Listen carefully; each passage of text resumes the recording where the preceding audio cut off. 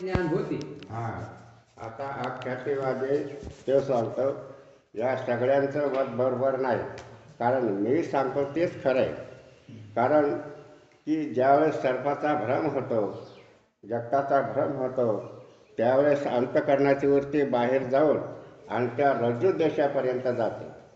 आणि रज्जू देशापर्यंत गेल्यानंतर त्या रज्जूचं यथार्थ ज्ञान होत नाही, तर रज्जूचं इदम असं ज्ञान होतं. इदम म्हणजे हे काहीतरी पडलेलं आहे. इदम म्हणजे काय?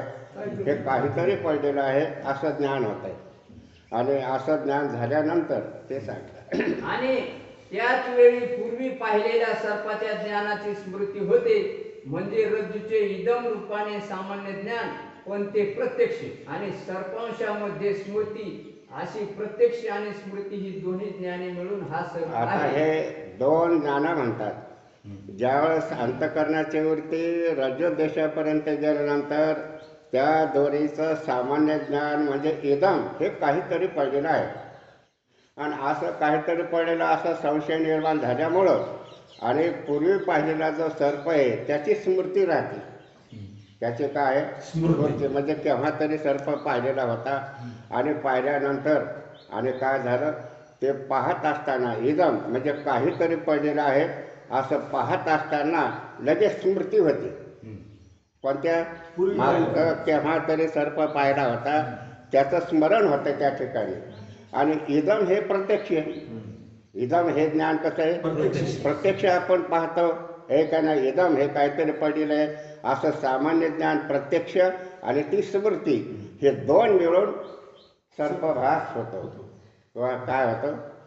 दोन ज्ञान. कोणती? स्मृती आणि प्रत्यक्ष ज्ञान कोणतं? इदम हे काय आहे? प्रत्यक्ष ज्ञान. आणि त्यावेळेसच स्मरण होत आहे म्हणजे स्मृती ज्ञान होती. हे दोन ज्ञान सर्पा अभ्यास होण्याकरता काय सामग्री सांगितली? की भय कंपाती दोष. काय सांगितलंय? भय कंपाती दोष कोणाच्या ठिकाणी? प्रमता जो जीवे त्याच्या ठिकाणी. आणि पुन्हा इदम हे ज्ञान काहीतरी पडलेलं आहे लगेच स्मृती. हे दोन ज्ञान मिळून आणि काय होतं? आणि सर्पाचा अभ्यास होतो. कारण भय हे अंतःकरणात, त्यामुळे सर्प भासला असं आहे. त्यामुळे पुरुषास हा सर्प आहे. या ज्ञानात रज्जू अंशाचे सामान्य प्रत्यक्ष आणि सर्पांशामध्ये स्मृती ज्ञान अशी दोन ज्ञाने आहेत. असा विवेक त्या काली होत नाही. असा विवेक म्हणजे आठवा असं तो सर्प मला भासाल त्याचं स्मरण मला व्हायला असं काही असं होत नाही. काय फक्त स्मरण होत आहे. त्या तो पाहिला सर्प आणि त्याचं स्मरण मला आता झालं असं मात्र नाही. त्याचं तो तर पदार्थ दिसतच नाही. तर एकदम स्मृती आणि प्रत्यक्ष ज्ञान म्हणजे इदम हे दोन ज्ञाने म्हणून काय होतं? सर्पाचा अभ्यास होतो. म्हणजे सर्प भासला कसा याने ही सामग्री सांगितली. काय सामग्री सांगितली?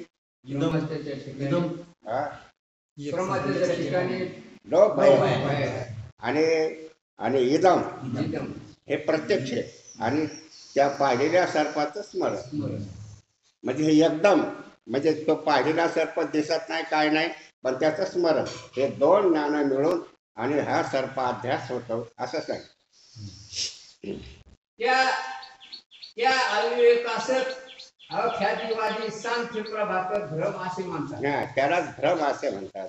असं आहे. हा आख्यातिवाद्याचा सिद्धांत झाला. आता यावर सख्यातिवादी असा दोष देतात की सर्पांशात स्मृती ज्ञान मांडले तर केवळ स्मृतीपासून भय वाटणे किंवा पळणे होणार नाही. आता यावर सख्यातिवादी, कारण हे जगत सत्य समजणारे, हे रामानुजाचार्य, मध्वाचार्य, वल्लभाचार्य हे ईश्वराची भक्ती करतात, पण जगाला सत्य समजतात. जीव ब्रह्मरूप होणं शक्य नाही असा यांचा सिद्धांत आहे.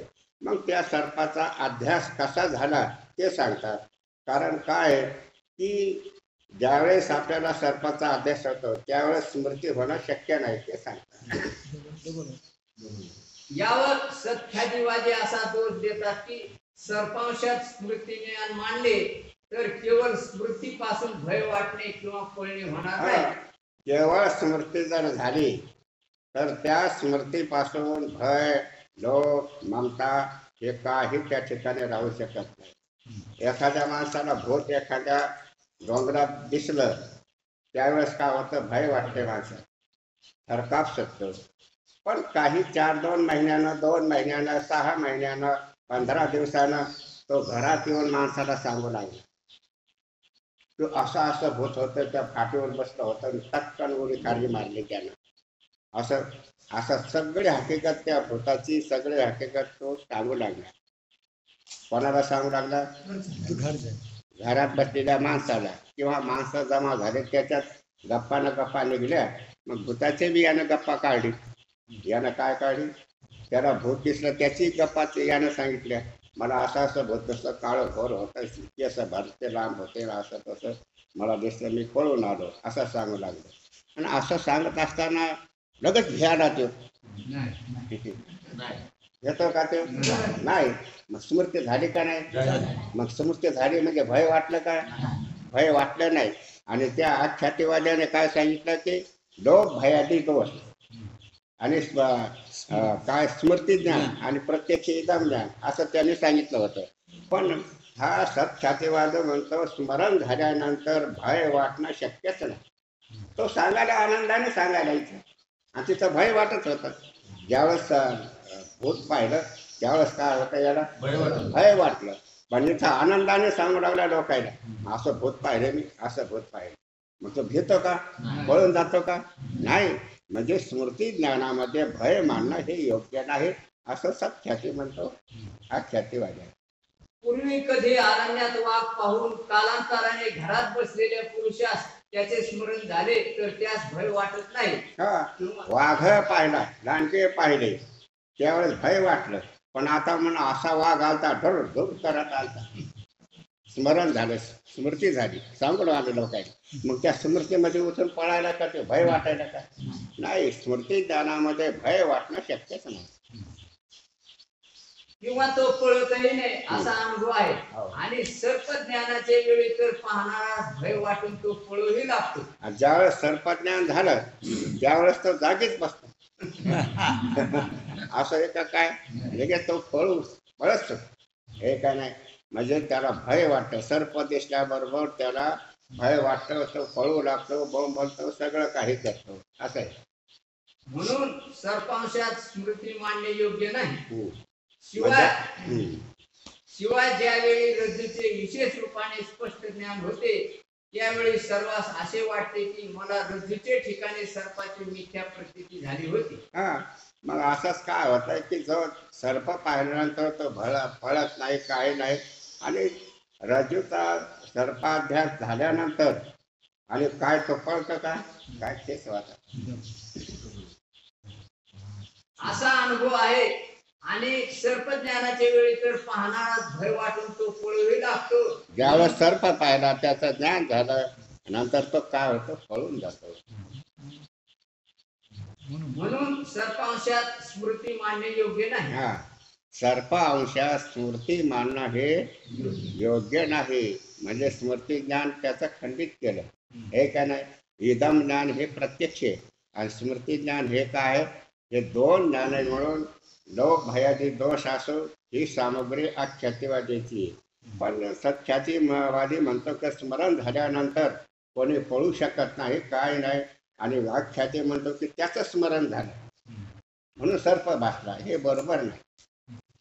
शिवाय ज्यावेळी रज्जूचे विशेष रूपाने स्पष्ट ज्ञान होते त्यावेळी सर्वांस असे वाटते की मला रज्जूचे ठिकाणी सर्पाची मिथ्या प्रतीती झाली होती, मला सर्पाची स्मृती झाली होती असे कोणासही वाटत नाही. असं कोणाला वाटतंय मला स्मृती झाली, हे काय झाले? म्हणजे रज्जूचं यथार्थ ज्ञान झाल्यानंतर आणि त्या ठिकाणी सर्प नाहीच असा निश्चय होतो. कोणी असं म्हणत नाही मला स्मृती झाली का तिसकरता सर्प इथं दिसला, आमचं झालं, काय झालं, काही कोणी काही म्हणतंय का? नाही. रज्जू रूपाने कळाले ते सर्पाध्यास होतं. या अनुभवावरून ब्रह्मकाली सर्पाची स्मृती म्हणता येणार नाही. दुसरे असे की हा सर्प आहे असे एकच ज्ञान मानले पाहिजे. हा, म्हणजे हा सर्प आहे असं एकच ज्ञान मानलं पाहिजे. आता हा सत्ख्यातीवादी काय म्हणतो, एकच ज्ञान. सर्प सत्ख्यातीवाला हे काय म्हणतात, एकच ज्ञान. एकच ज्ञानाने हे सर्प अभ्यास होतो. आणि ख्यातीवाद्याने स्मृती ज्ञान, भय कंपाती आणि एकदम प्रत्यक्ष हे दोन ज्ञाने मिळून सर्प अभ्यास होतो. पण सत्ख्यातीवादी म्हणतो हे एकच ज्ञान होतं. ते कोणतं? कारण एकाच वेळी अंतःकरणात प्रत्यक्ष आणि स्मृती अशी दोन ज्ञाने होत नसतात. हा, स्मृती आणि प्रत्यक्ष हे दोन ज्ञाने एका ठिकाणी होत नाहीत. कारण ज्ञान होण्याकरता काहीतरी व्यवधान लागतं. कारण याचं ज्ञान त्याचं ज्ञान होण्याकरता काय लागतं? व्यवधान लागते. म्हणजे थोडा तरी वेळ लागतो का नाही? हे ज्ञान झाले की पुन्हा दुसरं ज्ञान व्हायला थोडा वेळ. तसं आपल्याला तो आख्यातीवाल्याला दोष देतो की एकदम म्हणजे प्रत्यक्ष आणि स्मृती ज्ञान हे एकदम आणि हे दोन्ही ज्ञान होत आणि अध्यास झाला असं कोण मानतो? आख्यातीवादी. पण तो हे दोन ज्ञान होण्याकरता काहीतरी व्यवधान लागते, वेळ लागते. त्याला वेळ लागते त्याचं दृष्टांत देतात. शतावधानी पुरुषास एकाच काली अंतःकरणात अनंत ज्ञाने होतात असे वाटते, पण त्यातही सूक्ष्म कालाचे अंतर आहे. गुलाबाच्या आता काय, फुलाच्या व्यावहारिक माणसं सगळं काम करतात. आता बाई स्वयंपाक करते, पिठं चुरती, माणसाला बोलती, इकडं तिकडं बोलती, तयावर बी डाग पडू देत नाही त्या भाकरीला, चूर्ण भरतं. आता आपल्याला वाटतं एकदम आम्हाला वाढायला लागली, एकदम भाकरी स्वयंपाक करायला लागले असं वाटतं. काय वाटतंय? एकदम स्वयंपाक भाकरी वा वा ती इतकं. पण त्याच्यामध्ये काही व्यवधान आहे का नाही? जेव्हा भाकरी चोरायली तेव्हा लाकड इकडं जळत जात आहे, हे का नाही? त्याच्यावर बी पण इकडं हात करताना व्यवधान थोडं लागतंय का नाही? हे का नाही? त्याच्याही पेक्षा गुलाबाचा अनेक पाकळ्या एकावर एक ठेवल्या आणि त्याच्यावर सुईने छिद्र पाडाय.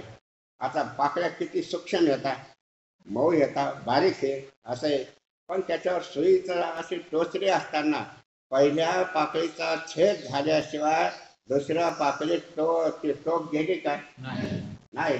मग तितकं व्यवधान राहिलंच का नाही? मग एकदम कसं? तो म्हणतात की स्मृती ज्ञान एकदम आणि हे एकदम ज्ञान होऊन आणि काय होतं? अभ्यास होतो. पण हे योग्य नाही. म्हणजे काहीतरी व्यवधान लागतंच, थोडा तरी पळभर तरी, आणि व्यवधान वेळ लागतोच येण्याकरता. माणसाला वाटतं हे शेतावधी लोक काय सगळं शेतीचं काम, इकडं काम, तिकडं लक्षात व्यवहारात हे असं सगळं हे काम माणसाला या खट्यात एकटाच करतो. पण नाही, त्यात काहीतरी व्यवधान आहे. पोहायला बोलताना याचं स्मरण होतं दुसऱ्याचं. मग त्याचं ज्ञान झालं. आता इथून मूर्ती कितपर्यंत जावं थोडी तरी वेळ लागणारच का नाही? म्हणून वेळ थोडा तरी वेळ लागतोच. म्हणून तू म्हणतो की स्मृती ज्ञान आणि एकदम आणि हे प्रत्यक्ष एकदम ज्ञान होतं. पण एकदम ज्ञान होत नाही. अगोदर ज्ञान होईल, नंतर स्मृती तरी होईल, नंतर काय होईल? स्मृती तरी होईल, एकदम नंतर स्मरण होईल, असं होईल. पण एकदम ज्ञान होणं शक्य नाही. गुलाबाच्या फुलाच्या शेकडो पाकळ्या एकावर एक जुळून त्यात सुईने भोक पाडले तर सर्व पाकळ्यास एकदम भोक पडले असे दिसते. पण प्रथम पाकळीचा छेद झाल्याशिवाय दुसऱ्या पाकळीचा छेद कसा होईल असा विचार मनात आला तर सूक्ष्म कालाचे व्यवधान मानावे लागते. या एकंदर कारणावरून अख्यातीवाद्याचे मत असंगत आहे. याचं मत असंगत योग्य नाही. त्याने जे सर्पाचा विल्हेवाट लावला, अभ्यासाचा विलेख लावला, त्याला सर्प हा अभ्यासिक आहे असं सांगता येत नाही. ते आता तुम्ही आमचं ऐका. कोणाचं ऐकू नका. तर कोणाचं ऐका? आमचं ऐका. कोण म्हणतंय? सत्ख्यातीवाद्याचे असे मत आहे की जेव्हा रज्जूचे ठिकाणी सर्पाचा किंवा सुट्टीचे ठिकाणी रजताचा लोक भ्रम मानतात तेव्हा सर्पाचा किंवा रजताचा भ्रम नसतो. त्यावेळी रज्जूचे किंवा सुट्टीचे ठिकाणी सर्प किंवा रजत सत्यच उत्पन्न होते. आता ज्यावेळेस रज्जूवर सर्पाचा अध्यास झाला, सुट्टीवर चांदीचा अध्यास झाला, खोडावर पुरुषाचा अध्यास झाला. आता हे अध्यास झाला, तो अध्यास नसून सत्य आहे. तो अध्यास नसून कसा येतो? सत्य. जे जे पदार्थ आपल्याला प्रतीकेला येतात ते पदार्थ कसे आहे? सत्यच आहे. चक्षुर्मय सत्य. जे जे आपण पाहू ते कसे आहे? सगळं सत्यच आहे. कारण जगत हे आपण पाहतो ते जगत कसं आहे? सत्यच आहे. सुप्तीवर चांदी भासली, ती चांदी कशी आहे? सत्यच आहे. रज्जूवर सर्पाचा अभ्यास झाला, तो सर्प कसा आहे? सत्यच आहे. घोडावर पुरुषाचा अभ्यास झाला, तो पुरुष कसा आहे? सत्यच आहे. असं सगळं सत्यत्व निश्चय आणि या सत्य असत्ख्यातीवाद्याचा आहे ते पुन्हा सांगतात. कारण जगातील सर्व पदार्थ पंचीकृत पंचमहाभूतापासून उत्पन्न होतात, म्हणजे सर्व पदार्थाचे अवयव पंचमहाभूतात आहेत. आता शिंपीचा जरी विचार केला तरी ती कशी एका भूतापासून झाली का? सगळ्या भूतापासून शिंपली झाली, हे का नाही? जे जे पदार्थ आपल्याला प्रतिक्रिया येतात ते पंचकृत पंचमहाभूताचे काय आहे? कार्य. कशाचं कार्य? पंचकृत म्हणजे पृथ्वी, आग, तेज, वायू, आकाश, हे 5 तत्व मिळून, 5 भूत मिळून आणि सगळे पदार्थ बनलेले. आपला देह सुद्धा कसा आहे? पंचकृत पंचमहाभूताचा आहे. याच्यामध्ये आग, तेज, वायू, आकाश सगळे या आपल्या शरीरामधून, आणि हे पंचमहाभूताचं हे शरीराचं कार्य आहे. तसं रज्जू सर्पाचा तो अध्यास नसून तो सर्प सत्य आहे.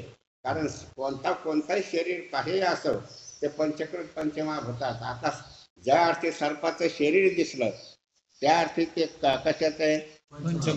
पंचकृत पंचमहाभूताचंच शरीर आहे. कोण? दोरीवर भासलेला सर्प, हे का कोणाचं कार्य आहे? पंचमहाभूताचं, हे का नाही? सुप्तीवर चांदी भासली, ती चांदी कशाची? पंचकृत पंचमहाभूताची. आणि शिंपला तरी कायची? पंचकृत पंचमहाभूताची. जेवढे पदार्थ आपल्याला दिसतात तेवढे पंचकृत पंचमहाभूताचे हे कार्य. म्हणून काय आहे की तुकोबारा येतं हे मत सांगतात ना, पंचभूताचा गोंधळ केला एका ठाई मेळ. म्हणजे सगळं पंचभूताचा हा गोंधळ आहे, सर्व एका ठिकाणी मेळ केला. म्हणजे आपलं हे शरीर पंचकृत पंचमहाभूतापासून बनलेलं आहे, सगळ्यांचा मेळ एका ठिकाणी केला. तसं रज्जूवर सर्पाचा अध्यास नसून सत्य, तो हे पंचकृत पंचमहाभूताचा गोंधळ म्हणजे सर्प. चांदी म्हणजे पंचकृत पंचमहाभूताचा गोंधळ. जे जे आपल्याला पदार्थ दिसतील ते कसे सत्यच आहेत, पंचकृत पंचमहाभूताचे ते बनलेले आहेत, असा त्यांचा सिद्धांत आहे. सुप्ती देशात सुप्तीचे अवयवाबरोबर रजताचे हे अवयव सुरक्षित असतात. ज्याप्रमाणे सुप्तीचे अवयव सत्य आहेत त्याप्रमाणे रजताचे हे अवयव सत्य आहेत, मिथ्या नाही. चांदी भासते ना, ती कशाची आहे? चांदी पंचकृत पंचमहाभूताची. शिंप पंचकृत पंचमहाभूताची. जेव्हा आपल्याला अधिष्ठानाचं ज्ञान झालं म्हणजे सुप्तीचं ज्ञान झालं, अरे सुप्ती असं ज्ञान झालं, मग ती चांदी कशात झाली? त्याच्यात गेली. कशात गेली चांदी? त्या शिंपल्यात चांदी गेली, हे का नाही? आणि ज्यावेळेस रज्जू कळाली, मग जो सर्प होता तो पंचकृत पंचमहाभूताचा होता. आणि दोरी कशाची? पंचकृत पंचमहाभूताची. मग तो सर्प कशात गेला? दोरीत गेला. म्हणजे दोरीत त्याचा समावेश झाला. घोडावर पुरुषाचा अध्यास झाला. पुरुष कोणाचं कार्य? पंचकृत पंचमहाभूताचा. घोड तरी पंचकृत पंचमहाभूत. जेव्हा ज्ञान झालं घोडाचं तेव्हा तो पुरुष कशात गेला? घोडा. म्हणजे सत्यच हे सगळं, हे मिथ्या नाही, अशी सत्ख्यातीवाद्याची आणि रीती. या सत्य रजता अवयवापासून सत्य रजत उत्पन्न होऊन त्याची प्रतीती येते आणि सुप्ती ज्ञानाने रजताचा आपल्या अवयवामध्ये ध्वंस म्हणजे नाश होतो. त्या अवयवामध्ये, सुप्तीच्या अवयवामध्येच हे अवयव लीन झाले. सर्पाचे अवयव कशापासून? पंचकृत पंचमहाभूतापासून. जेव्हा रजूचं ज्ञान झालं तेव्हा सर्पाचे अवयव दोरीच्या अवयवामध्ये लीन झाले. असं आहे. म्हणजे म्हणून हे चांदी सत्य आणि सर्पही सत्य, दोरीही सत्य, पुरुषही सत्य, घोडाही सत्यच आहे. म्हणजे सत्यच सगळं आहे असं त्यांची रीती. अशा प्रकाराने रज्जू सर्पामध्ये किंवा सुप्ती रजतामध्ये सत्य सर्पाची व सत्य रजताची प्रतीती होते. म्हणून सत्य मानणे योग्य नाही. योग्य आहे असं आहे. म्हणून आता ह्या चाही खात्या यांचं मत बरोबर नाही, आमचं मत बरोबर आहे. मग सगळं कसं आहे, जगत सत्य हे सत्यच जगत आहे, सत्यच सर्प आहे, सत्यच चांदी आहे, सगळं काही व्यवस्थिशीर आहे. म्हणून सत्यच मानायला तुम्ही पाहिजे. मानता तुम्ही अनुग्रह घ्या. हेच सांगा लोकांना पुन्हा. हा, सत्याची आता ते शिष्य विचारतो, महाराज याप्रमाणे 5 ख्यातीवाद्याचे मते आहेत. एकाचे मत खंडन पूर्वक दुसरा आपले मत सांगतो. त्यात असत ख्याती, आत्मख्याती, दोन्ही प्रकारची अन्यथा ख्याती आणि अख्याती या चौघाचे मत असंगत आहे हे समजले. पण शेवटच्या सत्ख्यातीच्या मताने रज्जू सर्प किंवा सुप्ती रजत ही सत्य आहेत हे त्याचे मत युक्त आहे का, त्याचा उलगडा करून सांग. आता मला पाचही खातेवाल्याचं मतवाल्याचं आणि अभिप्राय मला समजला. आता प्रत्येक जण आपलं मत मांडून दुसऱ्याचं काय करतं, खंडन करतो. कारण असत ख्यातीवाद्याचं खंडन आत्मख्यातीवाद्याने केलं. कारण असत ख्यातीवाद्याचं शून्यम शून्यम क्षणिकम असं आहे ते हे, आणि त्याचं मत आणि आत्मख्यातीवाद्याने सांगितलं, बाबा शून्य हे परम तत्व नाही. कारण बुद्धी सर्व आणि पदार्थाचा आकार धारण करते आणि बुद्धीच आत्मा आहे आणि ती क्षणिक आहे, असं आत्मख्यातीवाद्याचं मत. तेही असंगत हेही मला समजलं. पण दुसरं जे नवे नायक अन्य ठिकाणी आणि अन्य रूपाने जे प्रतीती येते, हे दोन्ही न्यायशास्त्रकारांचं मत योग्य नाही हेही मला समजलं. आणि आख्यातीवादी आणि त्यांचंही मत बरोबर नाही. कारण स्मृती ज्ञान आणि प्रत्यक्ष इदम ज्ञान आणि भयकंपादी असल्यामुळं आणि हा सर्पाचा अभ्यास होतो असं त्याने मांडलेलं आहे. पण हेही योग्य बरोबर नाही. कारण स्मृती ज्ञान म्हणजे या ज्ञानामध्ये काय व्यवधान आहे, थोडं तरी व्यवधान. एकदम स्मृती आणि इदम एकदम ज्ञान होणं शक्य नाही. हेही मत असंगत आहे हेही मला समजलं. पण सत्ख्यातीचं मत मला जरा बरोबर मला समजलं. पण तुमच्या तोंडानं ऐकायचं हे मत बरोबर आहे का? कारण मला समजलं हे सत्य चांगलं आहे, मला अनुभव आला, पण ते मळमळ व्हायला. मग तुम्ही सांगा हे मत बरोबर आहे का? कोणतं मत? सत्ख्यातीवाद्याचं जे मत आहे, सत्य मांडलं जगत, मग यांचं मत बरोबर आहे का याचा मला उलगडा करून सांगा. आता श्री गुरु सांगतात, सत्ख्याती मत हे असंगत आहे. अरे तो जसे असंगत चारही मताचं मत कसं आहे, असंगत आहे, योग्य नाही, हे तुला समजलं. असत ख्याती, आत्मख्याती आणि त्या ख्याती अख्याती या चौघाचं मत तुला असंगत आहे असं निश्चित तुला समजलं. पण सत्ख्याती ऐकताना तुला काय वाटलं की मळमळ व्हायला, म्हणजे संशय निर्माण झाला. काय झालेलं आहे? सत्ख्यातीवादी तुला काही अर्ध पटतंय अर्ध पटत नाही, म्हणून तुला संशय निर्माण झाला. म्हणून तू मला विचारतो हे मत योग्य आहे का? अरे हे मत अयोग्य आहे का? जसं असंगत सगळे चारही मत आहेत तसं हे सुद्धा असंगतच, हे योग्य नाही असं सांग. अनुभवाशी त्याचा विरोध आहे. कारण सुप्ती ज्ञानाने रजत ज्ञानाची निवृत्ती झाल्यानंतर विचाराने सर्वांस असा अनुभव येतो की आम्हा सुप्तीचे ठिकाणी रजत प्रतीत होण्याचे पूर्वी व्यवहारिक रजत नव्हते, आता सुप्ती ज्ञानानंतरही नाही. अरे बापा, सगळ्याचा अनुभव आहे. कोणाला शेतकऱ्याला, कोणाला कुठे जा कशाला आहे. कारण की जो अध्यास दिवसा होणारा जो अध्यास ते सुप्ती रजताचा दिला आहे. संध्याकाळी मध्यम ना अंधार ना प्रकाश अशा मध्य संधीमध्ये अध्यास होणारा तो संध्याकाळचा अध्यास सांगितला, म्हणजे रज सर्पाचा अध्यास सांगितला. आणि दिवसा चकचकीत प्रकाशामध्ये कोणता अध्यास? सुप्ती रजत छाणू पुरुष असं आहे. म्हणून आता तुला हे चारही मताचा निश्चय झाला की हे योग्य नाही. आता सत्ख्यातीवाद्याचं तुला मळमळ आहे. सत्ख्यातीवादी काय सांगतात, त्यांचं मत कसं आहे ते मी तुला सांगतो. आता सगळ्यांचा अनुभव काय आहे, सगळ्याला एखाद्याला चुक्तीवर किंवा कागद एखादा चमचम करू लागला, एखाद्याला नाही कळायला आणि तो पळत जातो आणि हे चांदीचा गोळा काहीतरी चमचम करते. निदान काहीतरी आहे, मग पळत जातो. पळत गेल्यानंतर तिथं काय आहे, बेगडाचा कागद आहे. हे बेगड आहे, हे पोरं आपलं खातात काही त्या पणीतलं आणि फेकून देतात आणि ते चमकतंय असं ज्ञान झाल्यानंतर आता ते त्याच्यावर ज्याला ज्याचा अभ्यास झाला म्हणजे चांदीचा अभ्यास झाला आणि चांदीचा अभ्यास झाल्यानंतर तिथं पळत गेल्यानंतर त्याला अधिष्ठानाचं ज्ञान होतंय, सुप्तीचं ज्ञान होतंय, रज्जूचं ज्ञान होतंय आणि त्याला अनुभव काय होतो, बाबा अगोदर बी याच्या ठिकाणी सर्प नव्हता, सुप्तीच्या ठिकाणी चांदी नव्हती, आताही नाही आणि नंतरही नाही, असाच निश्चय सगळ्यांचा होतो. कसा होतो निश्चय? या भासत असताना सुद्धा पळपळ गेला धरण्यासाठी घेण्यासाठी. सक्तीवर चांदीचा अभ्यास झाला, चांदी घेण्यासाठी तो मनुष्य पळत जातो आणि पळत गेल्यानंतर त्या ठिकाणी सुक्ती आहे बाबा, चांदीचं नाही. मग असं त्याला ज्ञान झालं आणि त्याचा अनुभव काय येतो त्याला, या सुक्तीच्या ठिकाणी चांदी नव्हती, आता बी नाही, नंतरही नाही आणि तेव्हाच होणं शक्यही नाही. असाच निश्चय होतो का कसा होतो? असाच निश्चय होतो. मग तुझा असाच निश्चय व्हायला पाहिजेत का नाही? मग त्याचे मळमळ होण्याचे काय कारण आहे तुला? म्हणजे जे जे आपल्याला जे जे भासतंय आणि ते सुद्धा कसं आहे, हे सगळं मिथ्या आहे.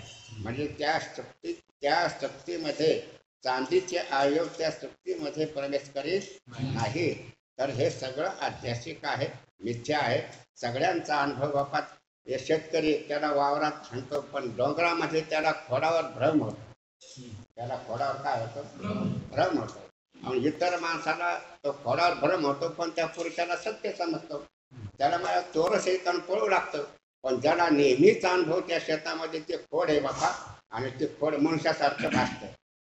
दिसत असताना त्याचं ज्ञान काय आहे? आणि ते पुरुषासारखं भासतंय.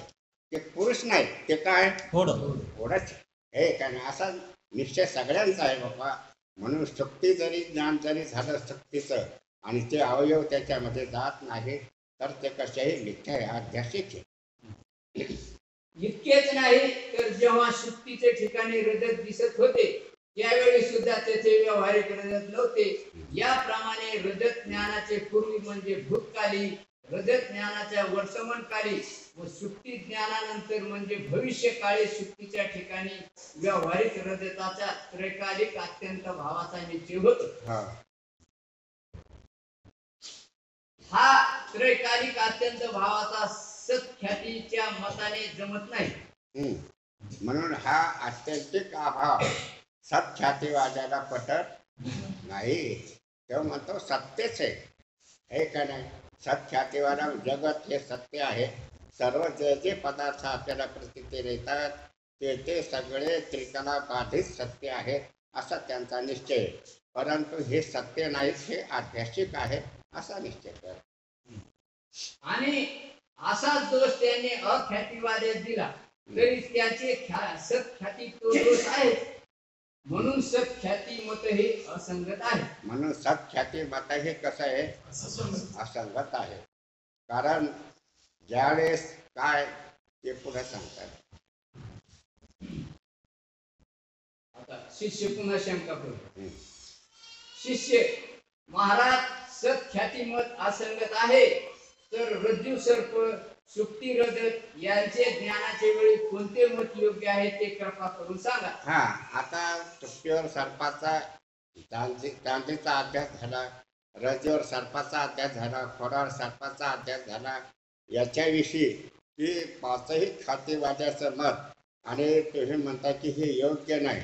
मग आता हे योग्य होण्यासाठी आणि कोणती ख्याती मानावं लागेल ते आम्हाला सांगा. कोणती ख्याती मानावं लागेल ते आम्हाला सांगा. योग्य कोणती, मग तिचा मी स्वीकार करीन. त्या मताचा अनुकरण मी करीन, अनुग्रह मी घेईन, हे का नाही? हा ख्यातीवाद्याचं मत योग्य असेल त्याचा मी अनुग्रह घेईन, त्याचं मानेन. आत्मख्यातीवाद्याचं म्हटलं तर त्याचं मी घेईन. म्हणजे कोणाचं मत योग्य आहे ते मला सांगा. आता श्री गुरु सांगतात, हे शिष्य, वेदांत पक्षाचे मत अत्यंत शुद्ध आहे. ते अनिर्वचनीय ख्याती मानतात. वेदांत शास्त्र म्हणजे जे व्यासाने, शंकराचार्याने जो आपल्याला योग्य वेदानुसार वेदामध्ये काय सांगितलं आहे, 6 शास्त्रामध्ये काय सांगितलं आहे, दशोपनिषदामध्ये काय सांगितलं आहे आणि भगवद्गीतेमध्ये काय सांगितलं, ब्रह्मसूत्रामध्ये काय सांगितलं, हे एकच सगळ्यांचं अनुकरण म्हणजे एकच आहे. आणि शंकराचार्य आणि व्यास यांची अनिर्वचनीय ख्याती. आपला वारकरी संप्रदाय म्हणजे कोणती ख्याती मानतो? अनिर्वचनीय ख्याती मानतो. कारण अख्याती, सत्ख्याती, आत्मा ख्याती हे मानत नाहीत. आणि हे हे बहुतांची बहुतमते अवधी रीती पोकळ, हे सगळे पोकळ आहे. यांना जगताची संगती लावता आली नाही आणि परमात्म्याची संगती लावता आली नाही. एक शून्यालाच परमात्मा म्हणतो. काय म्हणतो? शून्यालाच परमात्मा म्हणतो. म्हणजे परमात्मा कोण आहे? बुद्धी आहे म्हणतो. हे आत्मख्यातीवाला काय म्हणतो? बुद्धीच आत्मा आहे. म्हणजे त्यांना भगवंताचं स्वरूपही कळालं नाही आणि जगताचं यथार्थ स्वरूपही त्याला कळालं नाही.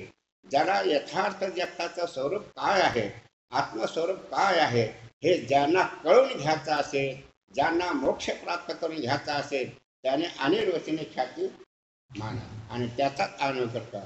म्हणजे हाच मार्ग साधू संतांनी आणि हा मार्ग जगाला दाखवण्याकरता अवतार धारण केला. आम्ही वैकुंठवासी आलो याचे कारण असे. बोलिले जे ऋषी साच भावे वर्ताया, हे मार्ग दाखवण्याकरता आम्ही आलो. जेव्हा हा जर अनिर्वचनीय ख्याती यानं जर मांडली, याचा जर अनुग्रह घेतला, तर तो कृतार्थ होईल, तो मोक्ष त्याला प्राप्त होईल. म्हणून हे अनिर्वचनीय ख्यातीच कसे हे आदरणीय आहे ते सांगतात. या ख्यातीच्या रीतीने ब्रह्मकालीन भासणाऱ्या सर्पाची आणि त्याच्या ज्ञानाची संगती उत्तम लागते. म्हणजे अनिर्वचनीय ख्याती आणि ही कशी ही या सर्पाची अध्यासाचा विल्हेवाट कसा लावावा हे फक्त अनिर्वचनीय ख्यातीला माहिती. बाकी ख्यातीवाद्याला कोणताही सर्पाची संगती कशी लागावी, कारण सर्पाची संगती लावण्याकरता हा जर दृष्टांत आपल्याला समजला तर या जगताची संगती आपल्याला लावावी लागते. प्रत्यक्ष जगत आपल्याला दिसतंय, या प्रत्यक्ष जगताची संगती लावण्याकरता हा दृष्टांत आपल्याला समजला पाहिजे. कोणता? रज्जू सर्पाकार. म्हणजे अनिर्वचनीय ख्याती म्हणजे शंकराचार्याची, ज्ञानेश्वर महाराजांची, तुकोबारायांची, सगळ्यांची ख्याती. कारण शंकराचार्याने व्यासाचा मागोवा घेत भाष्यकाराचे वाट पसरतो. म्हणजे काय की ज्ञानेश्वर महाराजांनी सुद्धा असं भाष्यकाराचे वाट पसरतो. म्हणजे शंकराचार्याने जे मार्ग दाखवले, शंकराचार्याला आणि व्यासाने जो मार्ग दाखवला तो शंकराचार्याने चालवला. नंतर शंकराचार्याच्या पश्चात नंतर ज्ञानेश्वर महाराज, तुकोबारा हे सगळ्यांनी अवतार धारण करून आणि तोच मार्ग चालवला. येणेची पंथे चालू जाता न पडे गुंता कुठे काही. म्हणजे याच मार्गाने चालायचं. म्हणजे ही शंकराचार्य, व्यास यांची ही अनिर्वचनीय ख्याती आहे. आणि अनिर्वचनीय ख्याती समजल्याशिवाय आध्यात्मिक सर्पाची व्यवस्था लागणार नाही, आध्यात्मिक जगताची व्यवस्था लागणार नाही. हे जगत कसं उत्पन्न, दृष्टांत समजला रज्जू सर्पाचा की हे जगत कसं उत्पन्न झालं हे आपल्याला सांगता येईल. असं त्याच्याकरता दृष्टांत नीट समजून ऐकायला पाहिजे.